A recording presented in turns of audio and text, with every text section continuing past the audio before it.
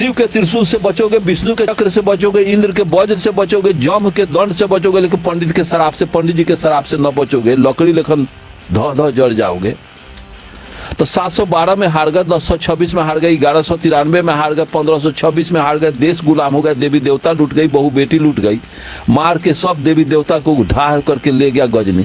तो तुम लोग को शराप न देना चाहिए। गजनी, गोरी, अकबर, हुमायूं, इस सबको बाबर के लकड़ी के जैसा बॉर्डर के वहीं पर धह धह जड़ जाता। अंग्रेज को शराप देता तो भारत पर नहीं चढ़ता। इनके देवी देवता संगठित नहीं है, सब देवता असंगठित है। तो जिसका धर्म असंगठित है, जिसका देवी देवता असंगठित है, उसके मानने वाला संगठित होगा। संगठन में ताकत होता है, दम संगठन में होता है। मोहम्मद ने कहा कि खुदा एक है, इसे सारे मुसलमान एक हैं, विश्व के सारे क्रिश्चियन एक हैं। लेकिन हिंदू धर्म में अनेक देवता हैं तो अनेक लोग हैं, अनेक जाति, अनेक जात है। सब जात को एगो दूगो देवता धराए हुए हैं, सब जात का अलग अलग पूजा होता है। यही ब्राह्मणवाद का हार्ट है, हृदय है।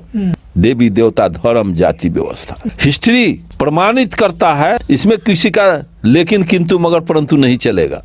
712 ईस्वी में अरब के मोहम्मद बिन कासिम 6000 पलटन लेके सिंध के दाही राजा पर हमला बोले। दाही राजा की 60,000 पलटन हार गई। अब पूछो दाही राजा से, जो ब्राह्मण थे, 60,000 6000 के मुकाबले क्यों नहीं तुम जीत पाया?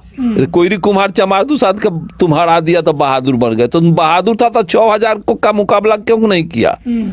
फिर 1026 में गजनी 30,000 फौज लेकर पंजाब राजा से गुजरात पहुंचा। ब्राह्मणवाद के प्रबल दुख सोमनाथ के मंदिर पर हमला कर दिया, हजारों लोग को कचर दिया और वहां के 1100 भक्त पुजारी को काट दिया। और वहां के जितने देवी देवता, शिव, शंकर, पार्वती, गणेश, दुर्गा, मुर्गा, हनुमान, सबको कबाड़ के ले गया। सोना चांदी का था। गजनी 80 को खच्चर, हिस्ट्री में हम लोग पढ़े हैं, 80 को खच्चर गधा हाथी पर लाद के ले गया। 3 लाख क्षत्रिय सेना हार गए। ये अरुण गुप्ता कह रहा है।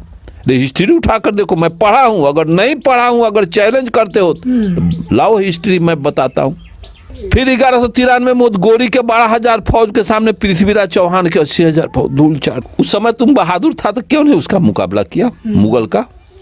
फिर पानीपत की पहली लड़ाई 1526 में तराइन के युद्ध में बाबर के 12,000 फौज के सामने राणा सांगा की 60,000 फौज धूल चाट के हार गई। तो बहादुर था तो एक बार हार गए, 2 बार हार गए, 3 बार हार गए, 4 बार हार गए, हर में जूता खा रहे हो तो जोकर के जैसा। तो तुम गजनी गोरी का मुकाबला नहीं किया। यहाँ कोयरी कुम्हार को, चमार दुसाद का मुकाबला करके हरा दिया।